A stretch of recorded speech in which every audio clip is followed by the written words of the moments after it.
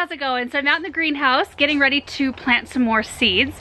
So you remember the 14 big containers that I planted bulbs in this fall?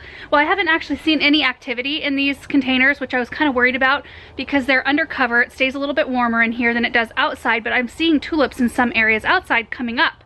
So I've been checking on these just to make sure of what the growth progress is like, and all the bulbs seem to be still looking really healthy and nice, like I've dug around in there, but no real growth yet, so that's kind of a good thing. But I thought I would kind of amp up the display a little bit. So this morning when I was down at the garden center looking at seeds, I was in the flower section and I saw packets of pansies. This is the Swiss Giant mix. You can see how pretty the colors are, and I just got to thinking, how pretty would these containers be with bulbs and pansies? So I'm going to be planting a bunch of pansy seeds in every single one of these containers to hopefully be kind of my lower layer. I only think one of these pots, let me look, one has some crocus in it. It's this one right here where I planted the tulip hyacinth crocus, whoop, there we go, apricot sunset blend. So that's the only one that has a smaller, shorter plant in it. So I'll probably go a little bit lighter on pansies in that particular container because I don't want to wreck the crocus growth. But I think it'll be perfect in all the rest of the containers. So let me just give you a close-up of this package. So days to maturity, 65 to 80. Let's see. We're going to plant them at about 1/8 of an inch. And we want to thin them to about 7 to 10 inches, which I'll probably go 6 to 7 inches in planting. So I'm thinking, and I kind of stuck my finger, you can see, around in this container of spacing them out just like that around the outside, and then maybe like 5 in the center just to kind of fill in any gaps like that. Won't that just be so pretty? I can just picture what it's gonna look like with all the spring bulbs and pansies if this works out like I hope it will.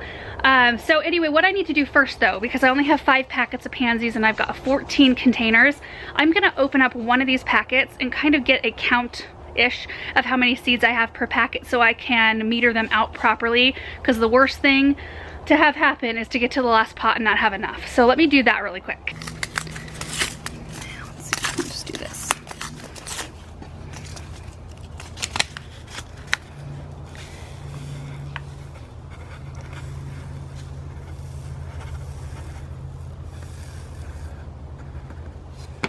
So it looks like there's about 150 seeds per packet, and I was very conservative when I was counting, so there's probably a few more seeds than that.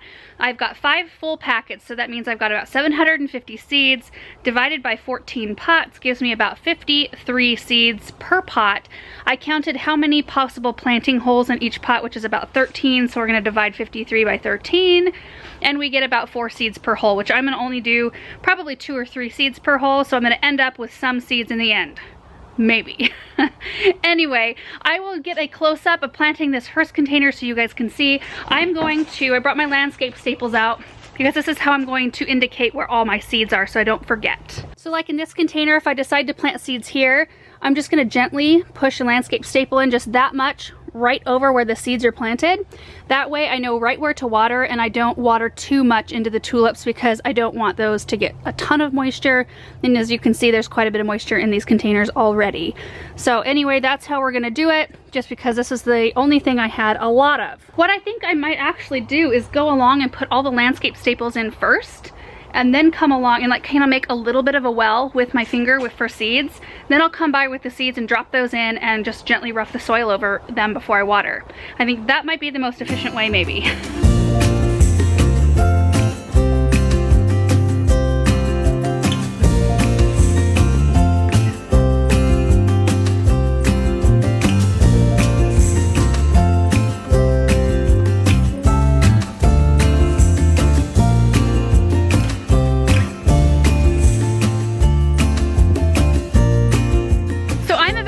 Landscape staples short. I'm gonna run to the barn real quick to see if I can scrounge up any more, but I forgot to mention one of the most important reasons why I'm using the landscape staples.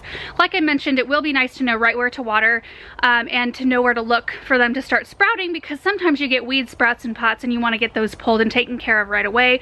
But the most important reason is I'm hoping that these landscape staples will keep the cats out of these pots.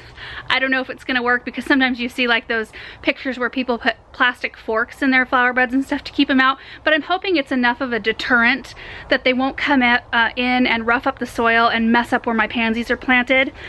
They don't do a whole lot of damage to these pots, but they occasionally like to walk across them, and I've seen where they've scratched a couple of them. They've never used one as a litter box yet though, so thankful for that. Okay, please let there be more landscape staples. Yes. Oh, perfect.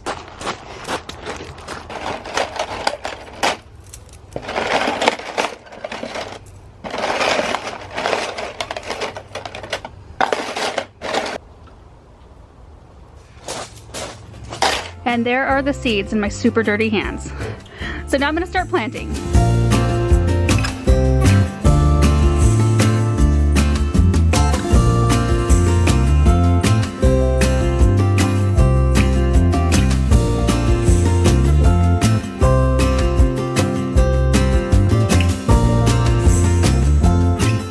So they're all planted up. I did every single one the same, except for that blend that had the crocus, because as I was starting to plant, I noticed some sprouts, and they're pretty close to the edge, and they're actually pretty thick. I think there's another one right there, yeah. So what I did is I just bumped back, hopefully in between where the crocus and the hyacinths are, and just did a little ring like that. And then the pansies, as they come up, the crocus will be really early, and then the crocus will kind of fade out, and then the pansies can hopefully take up the crocus's spot, if that makes sense. I actually ended up with 2 full packets of seeds left. So I'll see if my mom wants to use them, or I might use them somewhere else. I had a few left over that I'll show you where I put them. I have this little hanging basket in the back of the greenhouse that has a rosemary in it. So I just scattered the leftovers around the base of the rosemary. I have no idea if that will work or not. But there's nothing quite as tedious as trying to meter out tiny little seeds when you have 0 amount of fingernails. The last thing I need to do is water. I'm gonna be using a pump sprayer that's just full of plain water. I used to just use a spray bottle actually up until this year, and it was such a pain because I've slowly increased the amount of things that I've started from seed. And when you've got like a hand spray bottle, first of all, your wrist and hand get really tired really quick, mine do anyway, and then the reservoir is just not big enough and you have to continually fill it. So I feel like such a grown-up buying one of these sprayers to water my seedlings, like a grown-up gardener. So I'm gonna go along and spray all these down. The nice part about the pump sprayer is that it is a very soft stream, so it won't dislodge where my seeds are. Let's do that.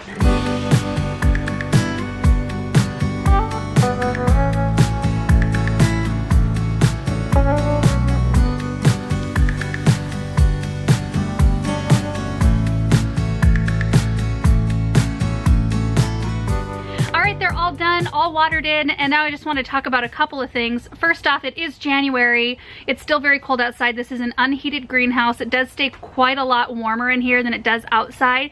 Pansies are so tough.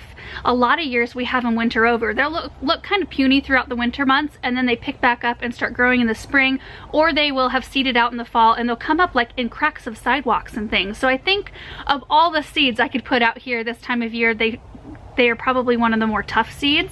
They're also not planted in seed starting mix, so they're in a regular potting soil, which is a little bit heavier than seed starting mix, which may or may not be okay. So those are just some things we're going to learn with this process. It may have been like a brilliant idea to do this, or it may not have been. So that's something that you guys will get to see as we go along here. I'm hoping, like I'm imagining these pots just full of glorious spring color, and the pansies will help elongate the time that we'll be able to see blooms, because you know some of these are early blooming, like our crocus, and there's some early blooming daffodils and things, and in those pots especially it'll be nice to have pansies, which can bloom sometimes all the way throughout the summer if they're in a shady enough spot. So anyway, I just wanted to show you guys this process because I brought you along for the first part of it, and since I made a change, I just wanted you guys to see it, and then it's just something extra to look forward to for spring. I am so looking forward to it so much. Anyway, thank you guys so much for hanging out and watching this video, and we will see you in the next one. Bye.